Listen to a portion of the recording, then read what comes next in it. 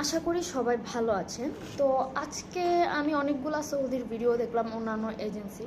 তো সৌদির ব্যাপারে কিছু বিষয় নিয়ে আমি আজকে আপনাদের সাথে কথা বলবো। আমি দেখলাম অনেক এজেন্সি কনসালটেন্সি বা পরামর্শের জন্য ফিস নিচ্ছে।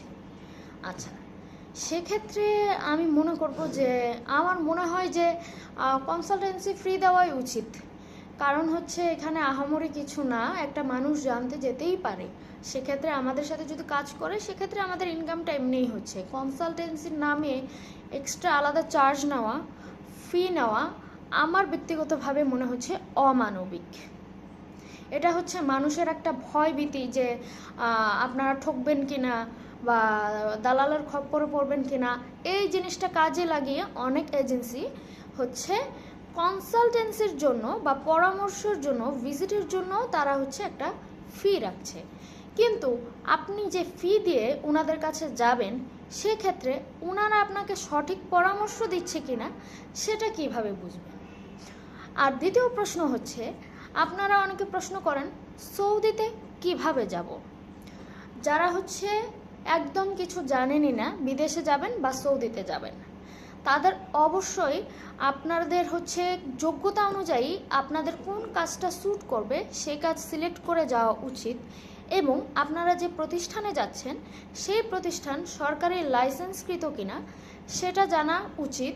আর যদি কোনো দালাল বা মানুষের মাধ্যমে আপনারা হচ্ছে বা দ্বিতীয় পক্ষের মাধ্যমে যদি আপনারা কোনো অফিসে যান, অবশ্যই আপনারা লেনদেনটা অফিসে যেয়ে ওনার সাথে করবেন আর অফিস থেকে লেনদেনের একটা ডকুমেন্ট নিয়ে নেবেন।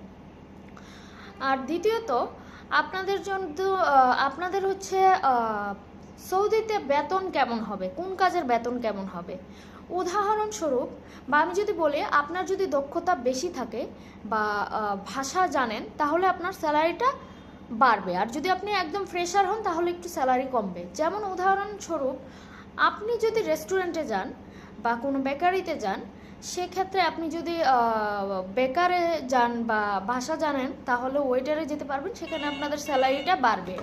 আর হচ্ছে আর যদি আপনাদের একদমই ফ্রেশার, ভাষা বুঝেন না, কিছু জানেন না, তাহলে সেক্ষেত্রে আপনাদের স্যালারিটা একটু কম আসবে, যেমন ক্লিনার বা অন্য কিছুতে যেতে পারেন। এদিকে হচ্ছে আবাসিক হোটেলেও যারা যেতে চান তাদের জন্য সেম। আবাসিক হোটেলে যারা একটু শিক্ষিত, দেখতে স্মার্ট, তারা হচ্ছে রিসিপশনে যেতে পারেন। রিসিপশনে যারা হচ্ছে ভাষা খুব ভালো বোঝেন তাদের জন্য রিসিপশনের জবটা। আর যারা একটু কম বোঝেন কিন্তু দেখতে শুনতে ঠিক আছে, হাইট ভালো আছে, স্বাস্থ্য ভালো আছে, তাদের হচ্ছে ওয়েটার হিসেবে দিবে। ওয়েটার না, সরি, হচ্ছে সার্ভিস বয় হিসেবে দিবে।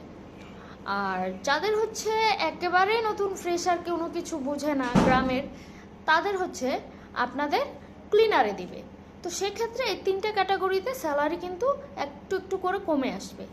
এগুলো সম্পর্কে অবশ্যই আপনারা জেনে নেবেন এবং যে কোনো জায়গা থেকে কাজ করার আগে অবশ্যই সেখানে যাচাই বাছাই করবেন যে আপনারা সঠিক জায়গায় আছেন কিনা।